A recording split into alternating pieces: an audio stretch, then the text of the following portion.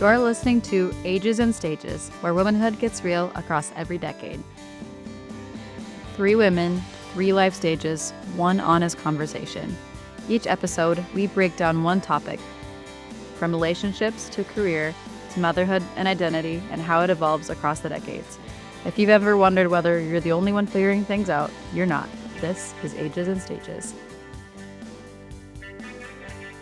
And welcome back to another episode of Ages and Stages, where we talk about the honest truth, real life, real struggles, and everything in between.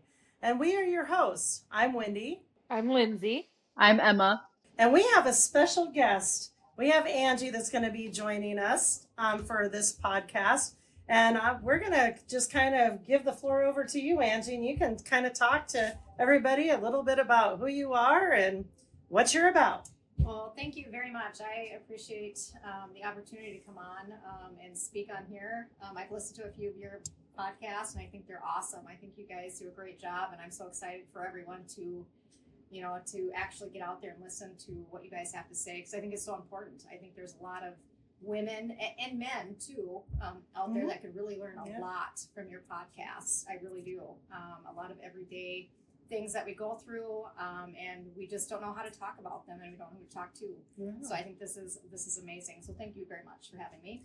Hey, if you like it, you can come back anytime. Yeah, yes, I would love to. Would love to. So my name is Angie. I'm in my 40s. I won't tell you where at in my 40s. I'm just in my 40s. Good enough. We'll leave it there. Yeah.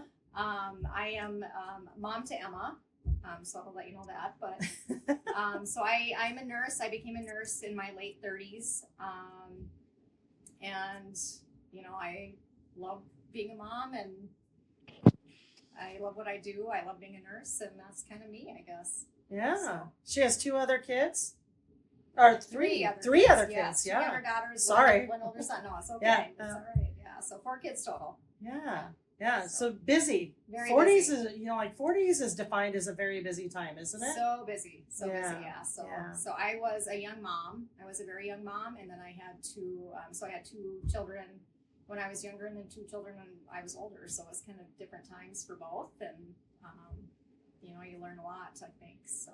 Yeah, I think you do. Because we change and grow and evolve. So. Absolutely. Well, welcome to the podcast. Thank you very much. I appreciate it. So I thought today we could kind of talk about more physical changes we all experience throughout different seasons of life, throughout different decades, especially touching on the motherhood thing. Postpartum physical changes are wild. So let's start with Emma. How did you lose your hair after you had baby? I sure did. And for me, it was more like I got these amazing unwanted bangs. Like your hair just produces these random breakages right at the top. So I have these fun things going on. And I really didn't realize it until I started doing the mom bun, the classic mom bun where you're just trying to throw your hair together. And then I have these pieces, like that. And you have your pieces fall out. And I was like, whoa, last time I got a haircut, I don't remember putting bangs in. And I, I just think it's after AJ. And I think it's still happening too. People think it's after you give birth, you start to regroup. But mine is still, it's still breaking. But yeah, the rest of my hair has been okay. I think it's been more frail through pregnancy and postpartum. But yeah, mainly for me, it's just the bangs. How about you, Lindsey? Oh yeah, mine's still falling out in clumps 2 years postpartum. How about you, ladies?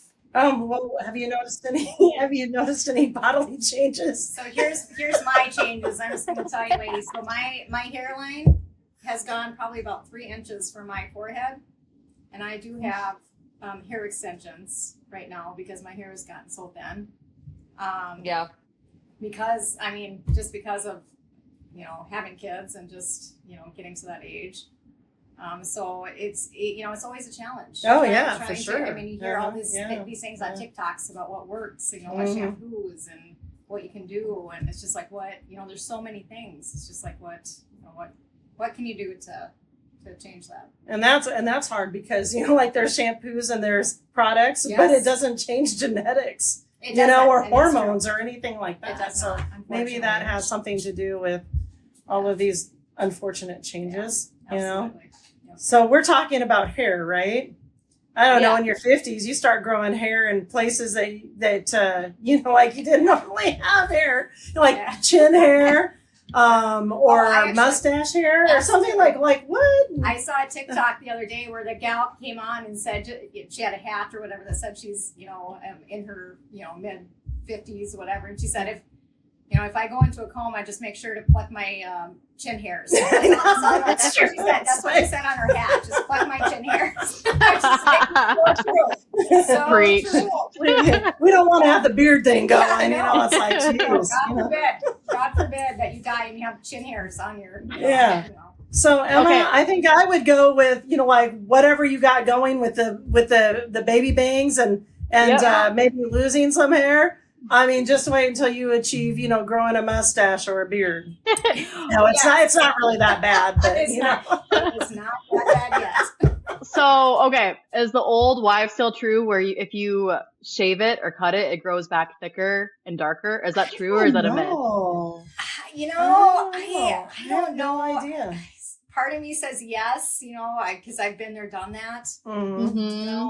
But I think it really depends. Again, what Wendy said, genetics. It totally depends on genetics. Mhm. And, Yeah. Yeah. I don't know. Within the No. context of all of that, I have no good answers for that. Yeah. Well, you kind of ran away with my next question with the what about hair in new places? Yeah, Yeah. Well, one of the things that you have to start looking at is I don't know. Everybody's a little bit different, but your hair starts graying. You guys don't have that problem or issue. But I'm not quite ready to be gray yet. So I'm not going to lie. I dye my hair. I do a few little product things, but not quite ready to go that way. And I think that more and more women are probably dyeing their hair a little bit more. I mean, even younger, but anyway. Did you start growing hair anywhere weird? Did Yeah. I? Yet? Yeah. Not yet. I mean, I think I've always had a little bit of like the peach fuzz and like the few like weird hairs on my chin. Oh, I know, my toes, like my big toe. What? Yeah, that had started getting like hair. Like I looked Yeah. down and I was like painting my toenails. I was like, that's new. So yeah, I would say my big toes. Yeah. I'm not afraid to shave my toes. Just so you know, when I shave my legs, I shave my toes. Yeah, really? Oh, really? I Oh.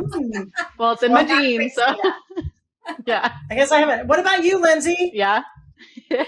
Yeah, I have to shave my toes too, but Do I you have really? found from having awkward conversations with a few other women, it seems like most of us struggle with nipple hairs.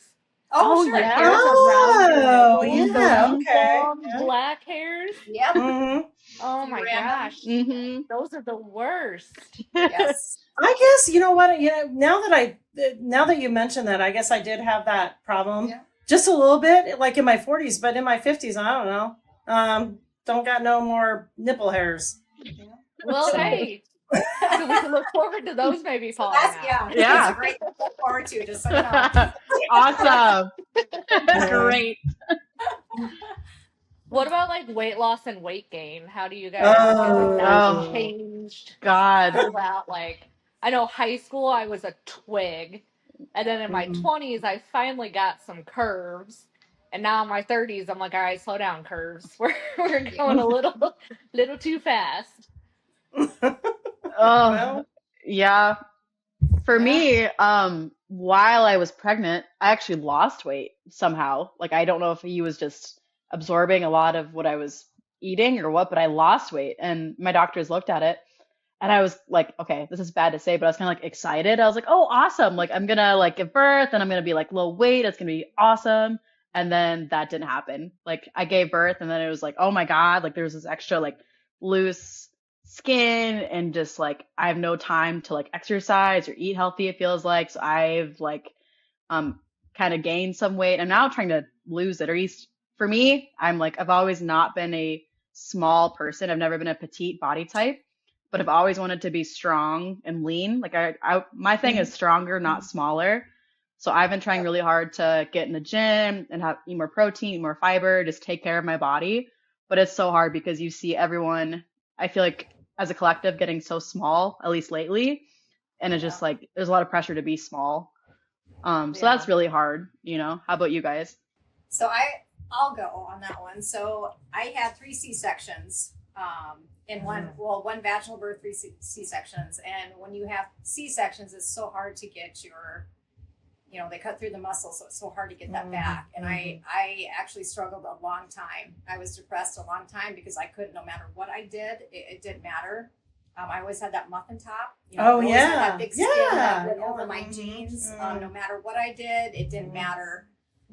So I finally got up enough nerve after years and years of doing some research, and went and talked to a surgeon, and ended up getting that skin removed because there's no anything that I did, dieting, exercise, it didn't matter, right? So I did end up getting that skin removed, and it helped tremendously in my self-confidence. So I will say that, but it's always a struggle, I think, for a lot of women too. Yeah, it really is. I think and you don't talk about that either, because I have one of those. I appreciate that you said that, because it's like, it's a little bit more refined. Like gravity. It's just like your boobs find gravity too. Like the older you get. Anyway, that's probably more than what people need to know. But if you're in your 50s, you know what I'm talking about. So, but yeah, I had a C-section too. And I have always, for the most part, it was always not too bad until I probably hit my 40s. Yeah. And then, like that, I think that that's a great descriptor of that, is that muffin top thing. But hey, and it wasn't so much as I need to look good. It was more of a confidence thing for me, because it kind of, I was depressed. It just kind of, I didn't know what to do or how to look good, because I tried everything. And so I finally went and I talked to someone, and he said, well, this is what you can do. And and it did help tremendously for that. Yeah. Oh, I might have to look into that. Yeah. Oh, like I said, I've definitely noticed a slowdown, but I've always had a little bit of the like muffin top, spare tire area, but now I have like upper belly fat that I never had before, and it's so much harder to lose. I used to be able to eat, and now I barely eat because I'm chasing a toddler around trying to get her to eat most of the time, and none of the weight comes off, so it definitely slows down, it seems like. I was just gonna say, I think as a woman, it's really hard not to focus on your weight. Like for me, I don't think I've gone a day in my life, at least as long as I can remember, not thinking about my body and how it looks and how it's perceived by other people and myself. Just even putting on clothes in the morning. And there's a lot of like negative self-talk too. And like even like when you're eating something, like if you get something that you enjoy but it's bad for you, like I feel like for me personally, I get into this negative mindset of like, oh, like, you're not strong enough to avoid these foods. So it's like you punish yourself, or you get into this bad self-talk of like, I can't have these things. And if you do, you feel so guilty. And I don't know, it's so hard, because I think a lot of women feel like their value is in how they look too. So like if they don't look good, their value is somehow less. They're somehow less of a person.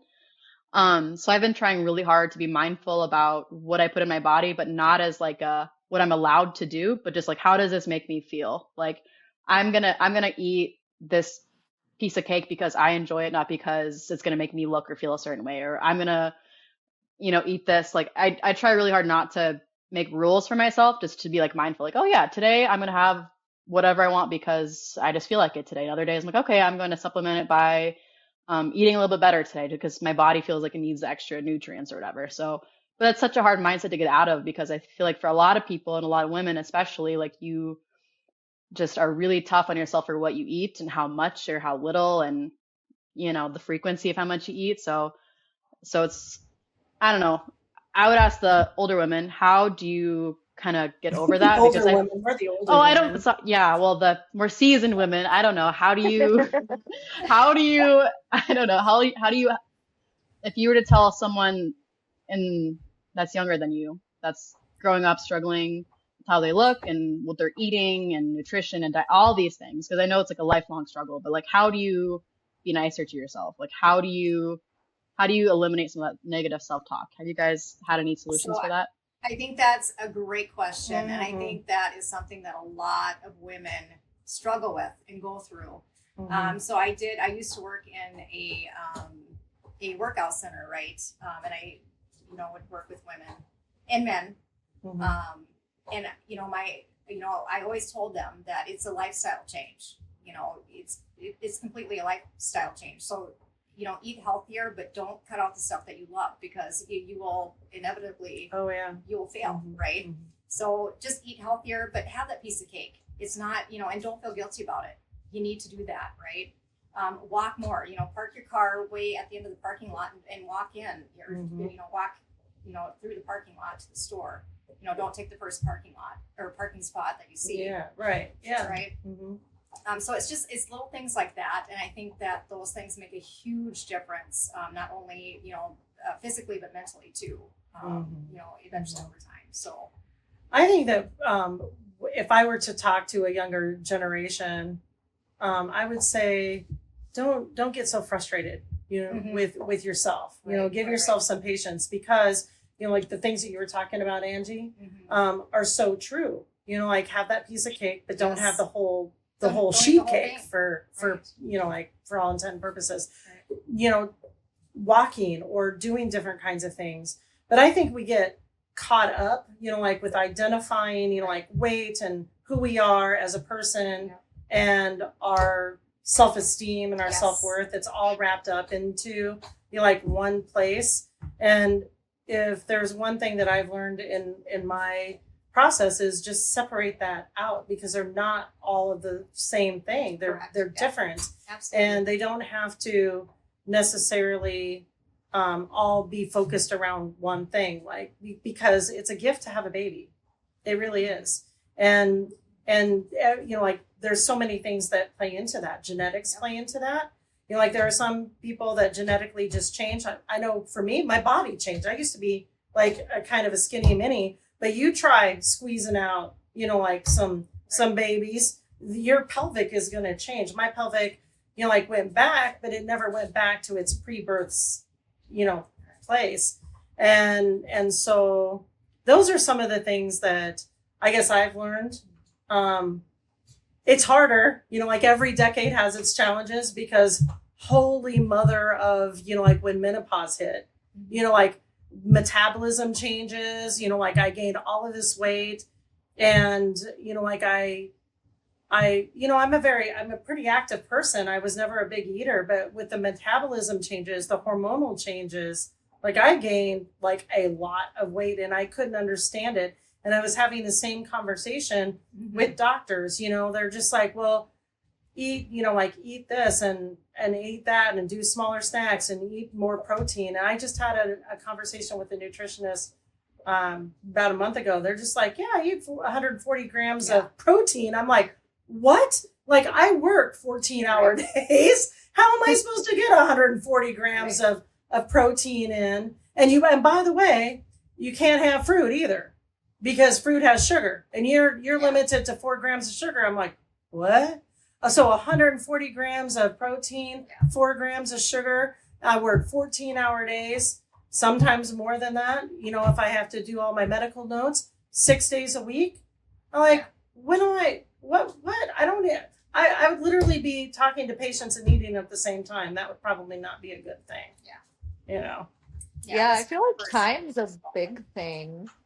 Like, I know for me, it's like I'm too busy to focus on what I'm eating. Like, I'm trying to get my family fed, I'm working, I'm trying to get the house clean. Like, you don't have time to make sure everything's organic and, baked instead of fried. And you go in for what's quick and easy and what can I throw in the oven and have done in the next 30 minutes so that everyone's eating in time for baths and bedtime. Well, and a lot of the things that are quick and easy and affordable too are things that are not healthy. And that's, I think, on purpose. Right. Like it's targeted to people that, like underclass communities that can't afford, these organic foods or these meal plans or whatever. Exactly. So you go to McDonald's, and for a couple bucks you can get meals to feed your family or whatever, or ramen, or things that are cheap, affordable, and quick are usually not good for you. And I think as like moms especially, just like, what can I just eat quick to just so I can get on with my day and just get everything else done, get all my 10 other things out of my mind, get done. You just grab something and then it's terrible for you, but just what you have to do. So that's Yeah. yeah. And then you see all these like TikToks, kind of like you were talking about, Mom, about like, eat this in a day or prep this on Sunday. And it's just like, man, that just looks like so much work. And like, that's the one time I get to be like myself. Like, oh, the last thing I want to do is meal prep for the week. Are you kidding? Like, yeah, and that's I don't know.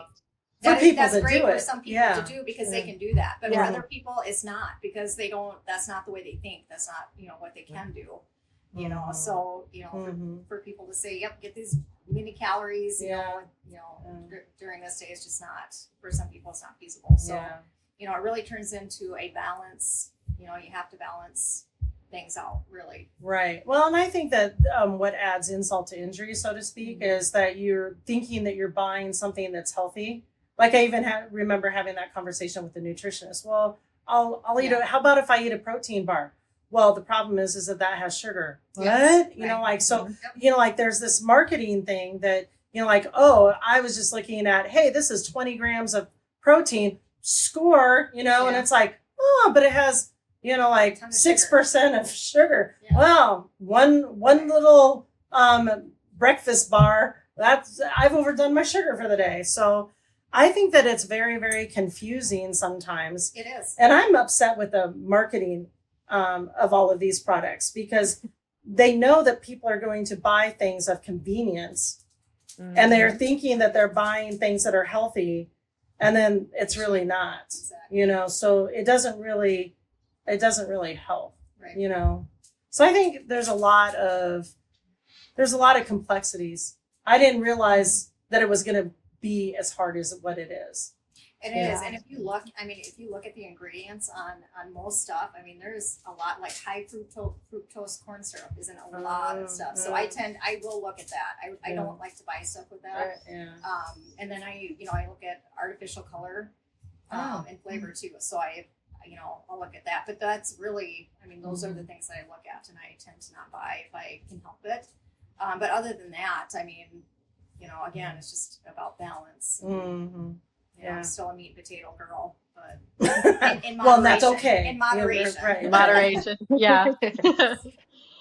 Well, and another layer to that too is sugar is addictive. Like I think if it was somebody said somewhere that if sugar was found nowadays, it'd be illegal because of its addictive properties. And I think about that all the time, and it's in everything. Kind of like you guys said, like, and I look for like feeding my toddler. I'm like apple juice, pasta sauce, like things you don't think about have just a ridiculous amount of sugar, and it's addictive. And it's like we are trapped in this cycle of convenience and addiction and fast paced. And it's so hard. It's so hard to do the right thing.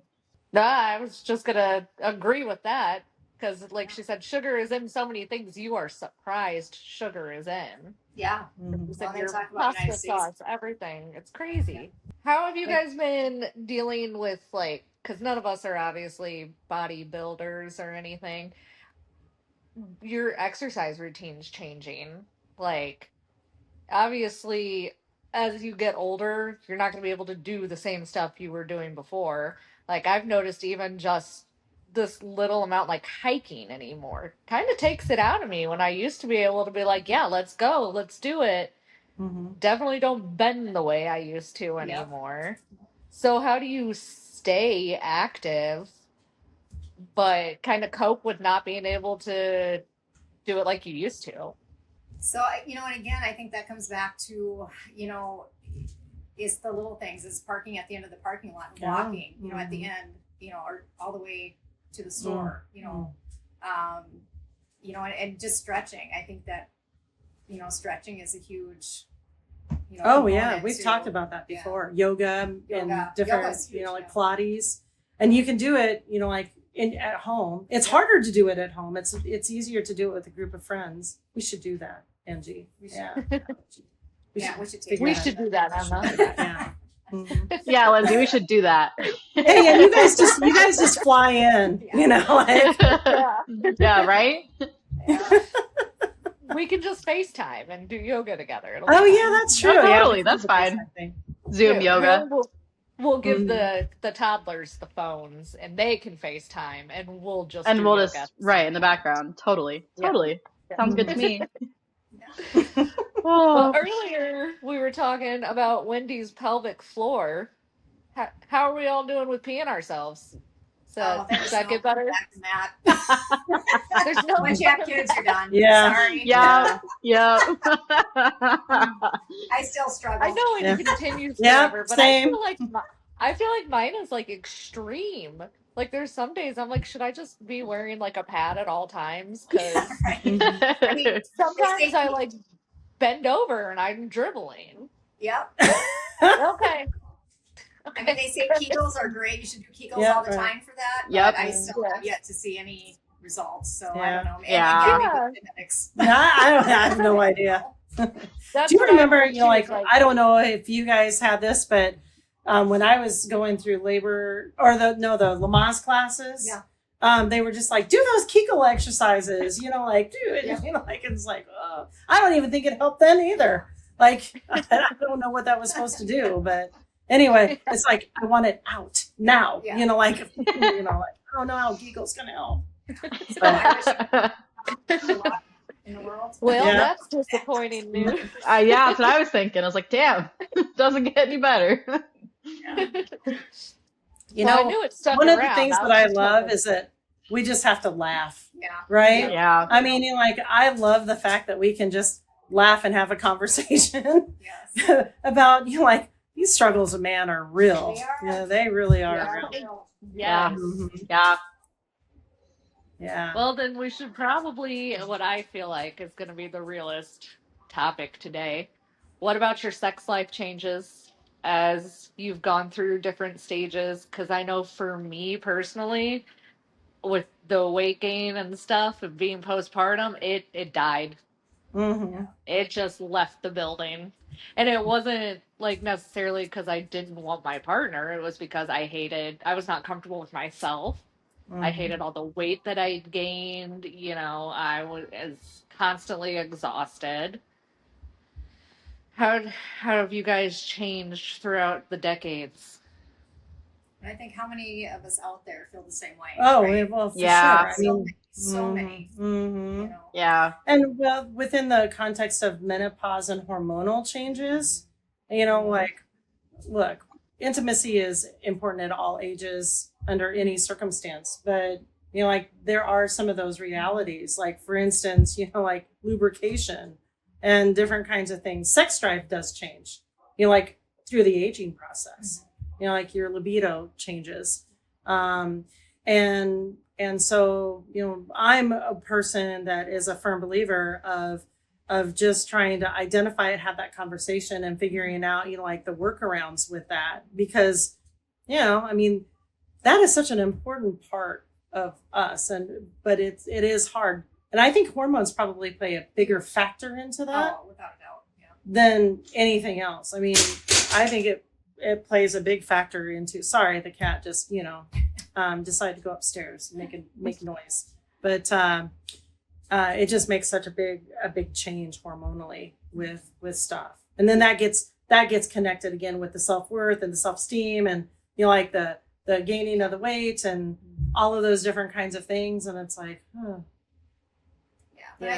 I think too it's important to make sure that you take time for each other. Oh, sure. To identify that, make time. Mhm. Go. Take a quick trip. For a weekend or even Right. a day. Mhm. And just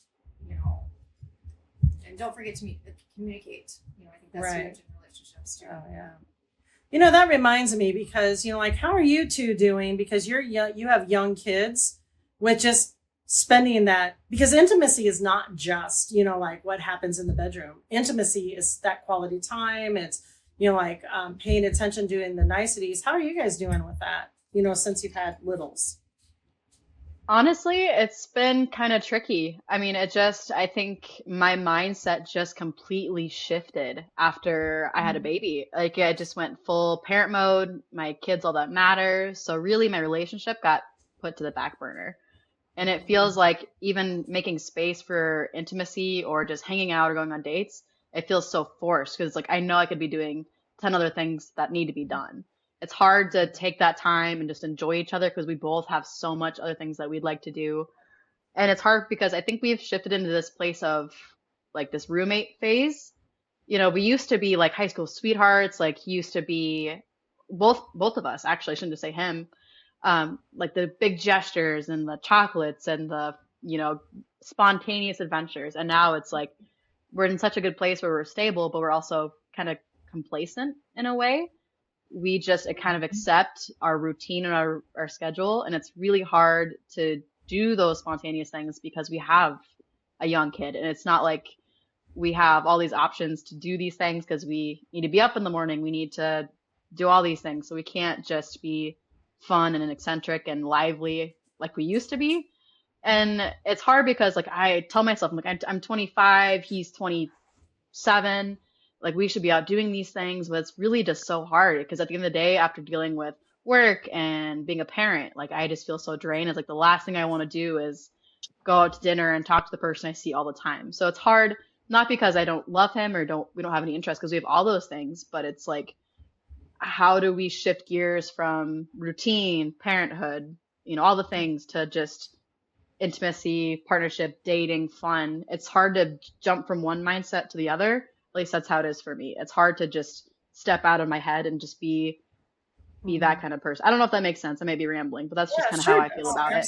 Very much so. Yeah. Yeah. No, Hey, Lindsey, how about 100%. you? Yeah, as soon as Ryan and I do get away, I'm immediately like, I miss tea.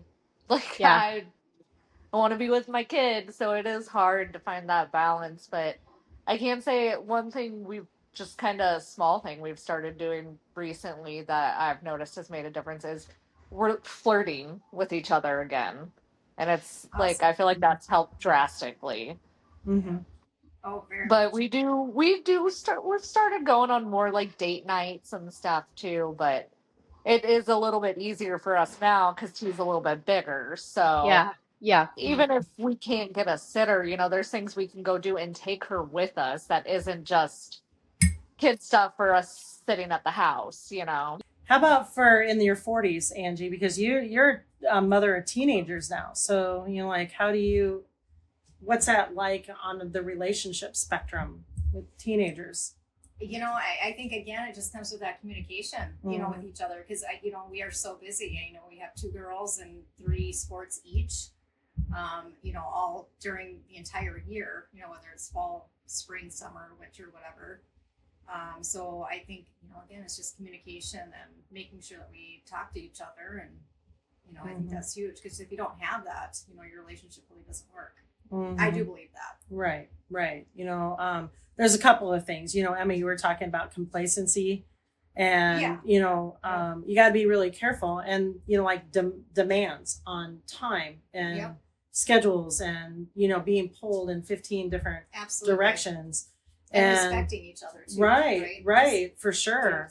And so I think that those are ultimately the challenges, is trying to figure out, like, okay, we are, some complacency is needed, but if it's too much, like sitting down and having that conversation and figuring out, like, how do we bridge this gap? Because that's the one thing that I see that pull people into therapy with marital issues, like they're on the fringes of serious relationship issues and really wagering, potential divorce, or sometimes it is divorce, like what went wrong, and, like within the context. And so if there's one thing that I would say is having that conversation and carving out that time. It doesn't have to happen all the time.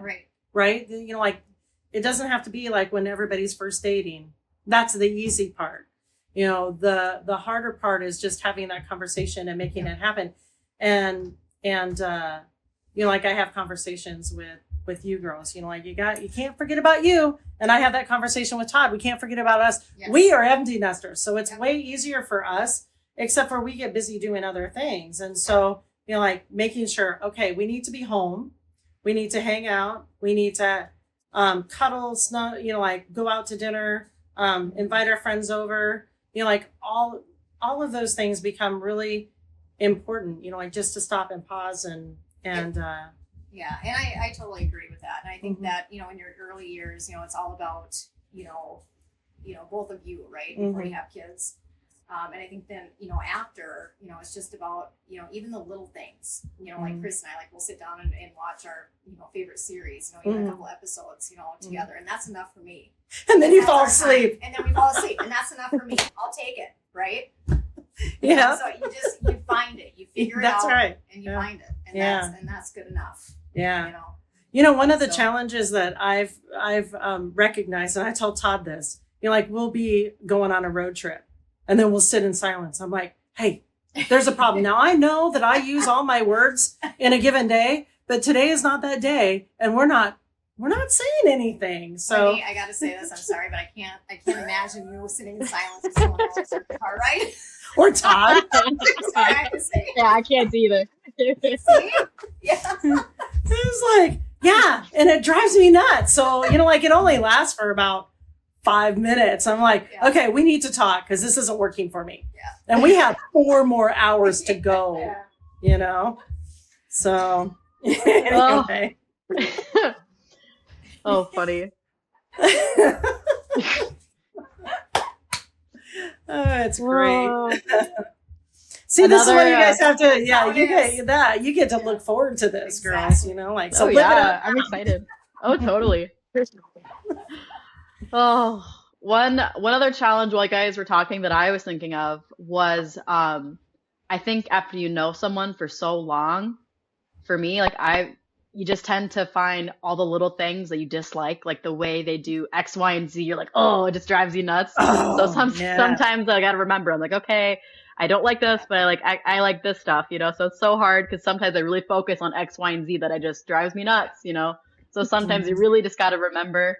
And the other thing too that I found, especially after being a parent, is like the invisible scoreboard that I take in my head. I'm like, okay, I've done 6 things today. He's only done 2 things today. So like he's a piece of crap because he isn't helping like he should help. And you make this fight. I make this fight with him in my mind. I'm like, oh, like why hasn't he brought this up? Doesn't he know I'm so mad? But I just have to remember, like, I need to communicate if I'm feeling overwhelmed or blah blah blah.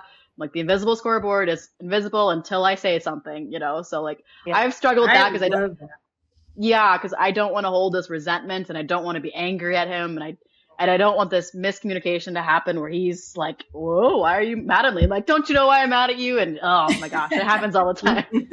So yeah, that's one thing that I've gotten better at too, is like letting him know, like, hey, I feel like I've done a lot today. Can you do this, this, and this to help me out today? I'm just at my limit. I need you to step in, blah, blah, because I'm a person that will just bottle until I just get angry and explode and I'm mean.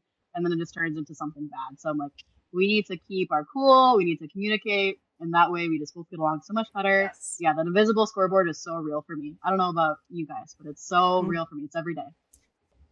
I was just gonna say, I think that's really so important, is like, just say it, like, bring it up, whatever the issue is, bring it up. Because like when I was talking about earlier, when I was postpartum and I was just so unhappy with myself, like I finally had to break that down for Ryan, because I was like, it's not you and it's not us. It's not that. I was like, I am just very unhappy with myself right now. I'm also really uncomfortable with myself right now. My whole body changed there. Yeah. And he was really understanding of that. So, and I think because of that, I started getting like some more compliments and affection and stuff. But I just don't think he knew what was going on in my head. So I think it's just a really big deal to just bring it up. Talk to your partner about whatever the problem is, whether it's hormones or he pissed you off that day. Yeah, that's true. I'm glad to hear that my sons are understanding. I did contribute to that. Maybe I did something right in parenting that. But, 100%. But it's got to be hard for them too, because they're going through, like a huge change. They're kind of on the outside of our worlds, especially when kids are young, and that probably changes over time too, because for you, Angie, I'm sure that you have a lot of things that you have in common with your daughters that Chris is just like, yeah, not my thing. And Oh, yet yes. I was a mother of all boys. So when the boys, got to a certain age, they, like Todd and the boys are really connected because they like to hunt and they like to fish. I don't like to do that stuff. Mhm. Like, I really don't. I like to tube and I like other activities. But I'm not going to be out there at 5 o'clock in the morning, like trying to shoot a deer. That's just not my thing. So, but so there's challenges and for everybody, I suppose, Yeah. in different ways. Yeah, and I think for me, obviously there are many things that, that I can get irritated very fast with Chris, but then I think about the things that I look at him and I think, oh, yeah, that's the reason I married him, right? Mhm. Yeah. Like little looks that he does or little things that he does, and so that's what I tend to go back to. So when he irritates the crap out of me, Mhm. I just want to freaking walk out of the house, and then I'll think of those things, like a picture that I have, like his, on my phone, and I'll think, yeah, that's why I love him. Okay, I'm okay, I'm good. Mhm. Mhm. So I think, as you get older, those are the things that you think about and Right. that you tend to focus on, rather than the things that irritate the crap out of you, a lot of times. Yeah, So. that's true. Although there still are some of those things. Oh, Yeah. without a Mhm. doubt. Oh, yeah. Without a doubt. But that's okay. That's why there's wine. That's right. That's so true. Yeah, exactly. Then you're fine. Oh, I have a fun thing. Angie and I are going to lead this. Okay. All right. So we're going to play this little game about rating, how much nobody warned you about these things that, are probably a part of your life. Okay. So you rank it on a scale of 1 to 10, like this is like a number 10 of a problem or issue, or this is something that nobody would have prepared me for, but this is not my life, on a scale of 1 to 10. Okay. Okay, so one is that it's somebody Not a either problem. told me or not a problem. Okay. And it could be anywhere from 1 to 10. It could be a 6, it could be a 9, it could be a 4, it could be a 6, 7, could be whatever. Oh, I know, 6, 7, right? oh my gosh. Okay. So Angie's gonna read Emma's. All right. Here we go. So Emma, you become emotionally attached to naps. 10. Accurate. Okay. How many conversations would revolve around poop? Oh, way more than you would think. I could probably give that an 8 out of 10. A good chunk And of my that's not conversations just your around poop. baby. That would be with you too. Oh no, mostly with me. Mostly with me. Okay. Sad truth. I know. You could be exhausted and overstimulated at the same time. 10 every day, all day, every day. Okay. That's probably all ages. Yeah. Okay. The amount of stuff one tiny human requires. 11? Can I say 11? Is that fair? So much stuff, and it's different every day. You can't have the same stuff every day. It's a brand new Yes. array of stuff every single day. 11. Yep. You'd celebrate things like showering uninterrupted. Oh, that's a big one. These are all so accurate. A 10 again. I'm sorry. I love showering and I do them extra, extra, extra long every single time because I know I don't have to be anywhere in charge of anything. 10. Yeah, it's still a 10 for me too. It's okay. Yeah. Okay. What about for you, Lindsay? Is that still a 10 for you? Yeah. 100%. Yeah. They're my safe place too. It's my time. You can love your baby deeply and still struggle mentally. Ooh. Ooh. Yeah, I would give that about an 8.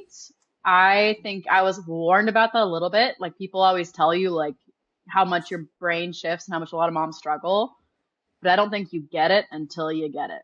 I think Yeah, that's when you really have to live it to understand it. It's like people can tell you, but you really just have to know, So about an 8. Okay, not fair. Postpartum loneliness can happen even when people are around. I would say about a 7 for me. Especially when I was living away from family, that was really tough. But I have such a great support system. Obviously, you too, and Lindsey. You guys make it a lot easier to not feel lonely, especially when I need a breath. You guys are always there, and my sisters too are such a big help with him. So I'd say about a 7. I think it really depends on your support system, and I have a really great one. So Resentment can build quietly when both people are exhausted. Oh, another 10. I remember, especially the first 6 months, where you're running on 2-3 hours of blocked sleep, like not even consecutive, but just like an hour here, an hour there, and then you're just so, your brain is just so on survival mode. You're just grumpy, and just your needs are being met. No one's needs are being met, and just the resentment of why didn't you do this? Why don't you do this? That's true. That's a real thing. It gets better. Yeah. To all you new moms out there, it gets better. But again, with that invisible scoreboard, just like I'm doing so much, or they're not doing this and this and this and that. Just be careful with the resentment, because it eats you up. Just talk about it. It would be my advice. Okay, so I'm gonna do Angie, and then Angie's gonna do mine. Okay, so let's see what the rating is for your 40s. Getting excited about new kitchen appliances. Oh my gosh, I'm 11 for sure. Give me that oven. Yes. So exciting. So exciting. Canceling plans and feeling relieved about that. Oh my gosh, that's probably also an 11. Mm-hmm. Yeah, because I mean, it's just like, who does not want to sit on their couch with sweats and watch TV? I mean, honestly, yeah. Talking about sleep quality constantly. I feel like, that's like an everyday thing. I think that kind of gets redundant after a while. It does. So there's no point. Yeah. So it's just, I mean, you don't get sleep. I mean, period. You just don't get sleep. So here's a good one. Saying a phrase that your parent used to say. Like that dread, you're like, oh, I'm never going to do that. And then you find yourself saying it. Oh my gosh. All the time. And I think Emma can appreciate this too. And my other 2 girls too, because they can't put the dishes in the dishwasher dirty. You have to clean them, and then they have to go in the dishwasher. Yes, they have to be clean before they go in the dishwasher. And that is something I learned from my mother. And I would get in big trouble if I put, a dish in the dishwasher that was dirty. And I put that, I think that I instilled that in my kids. And, that has trickled down to me, and my college roommates hated me. They're like, what is the dishwasher for? I'm like, I don't care. Clean the dishes before they go in the dishwasher. Otherwise, their dishwasher is going to be gross. What does that make? And it does.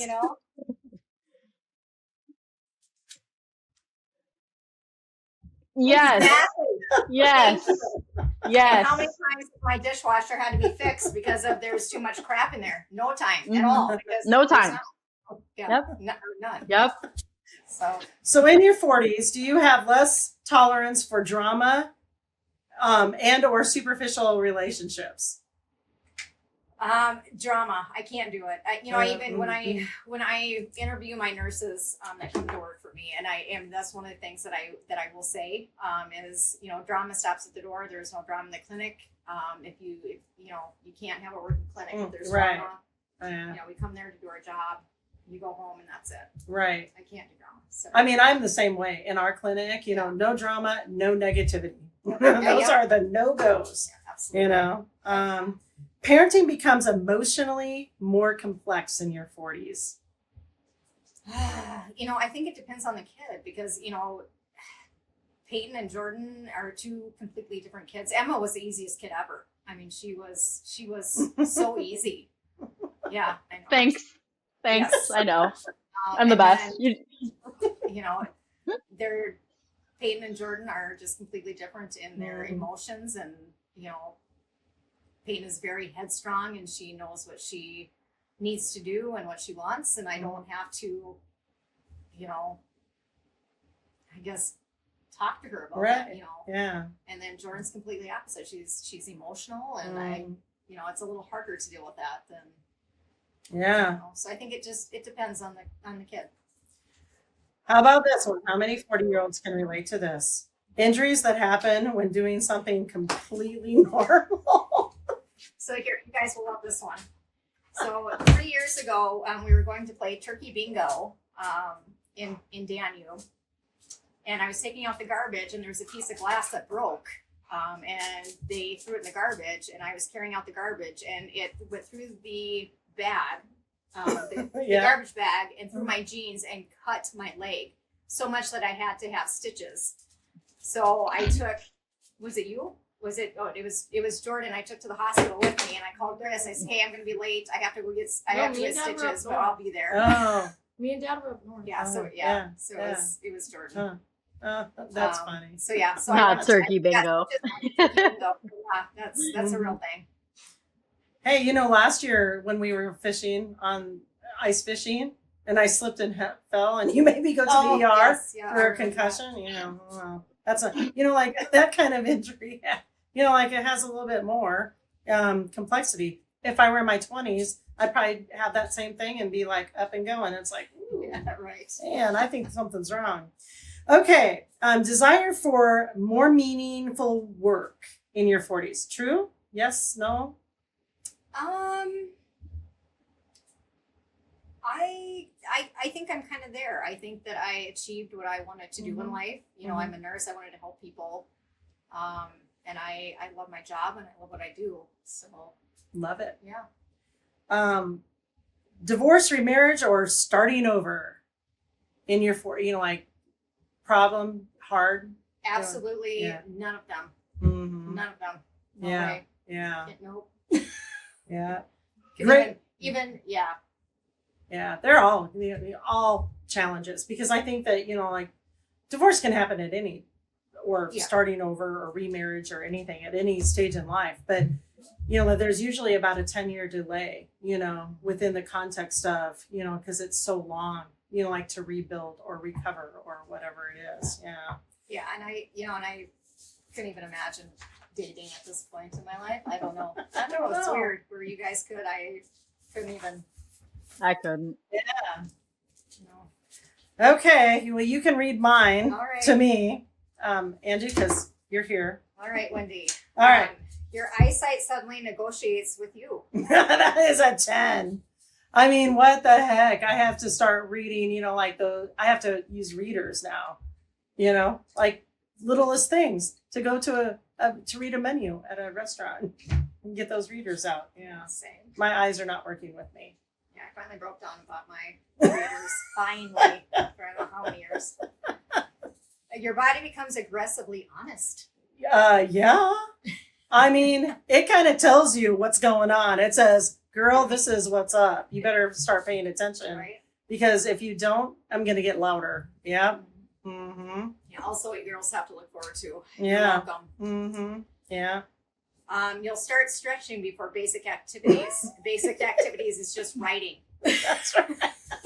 Just saying. We're going to go out swimming. Let me, I do, like a couple of yoga stretches. Yes. Yeah. I would put that as, I don't know, maybe about an 8 or 9, Okay. All right. You stop caring so much about your outside approval. Yes. I would say that's probably an 11. I've arrived. Like, I'm not concerned about what people think about me. Mm-hmm. I am concerned about the people who are on my inside circle, but I'm not looking for approval. Yeah. Love it. Peace becomes more valuable than drama. Oh, yes. That is so true. I cannot Yeah. handle the drama bus. Mm-hmm. You become much clearer about what matters. Yeah, I think so. I think that there's a lot of clarity about meaning and intention, when the older you get. You become less afraid to say no. Yep, no is my favorite word. If I don't want to do it, I'll be like, no, not today. And I think I just want to say something to that. I think for a long time I was that person.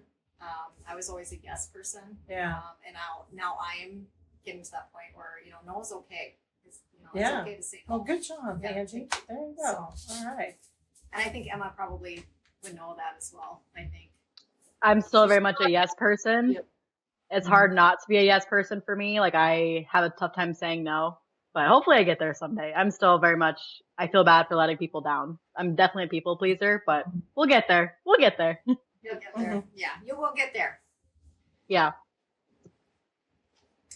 You start thinking differently about time and legacy. Oh yes, for sure. Because in your 50s, like you start thinking about retirement and all of those different kinds of things, and so absolutely, like you want things to not stop, especially for me, because I spent so much time building my clinic and working with people that I don't want that to stop when I stop, and different kinds of things. Yeah. You become more intentional about relationships. Oh, yes. I think friendships are incredibly, incredibly valuable in my world. And so, one of the things that's very true is that we're all busy. And so that's a big 11 for me, because I value the relationships in my life. And I just think that, that's something really important to incorporate. Yeah. You reflect on who you became versus who you thought you'd become. Yeah. I think that's a great question. Yeah, I think so too. Question. Because at this kind of, there's more of your past and everything that's happened, and there's less time to reinvent yourself, in your 50s. So, I do think it's about, a reflection, and there's still time to move forward. There's, there's still plenty of time to do that, but it's not so much of a focus. So that I'd say that's a 10.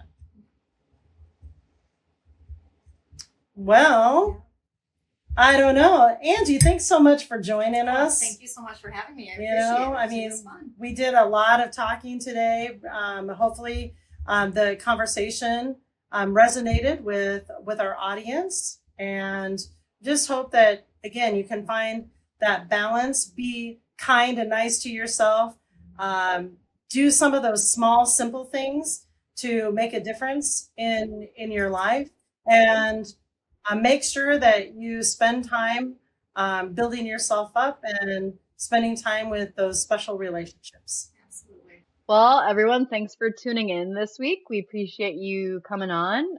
Find us on Spotify or Apple or YouTube.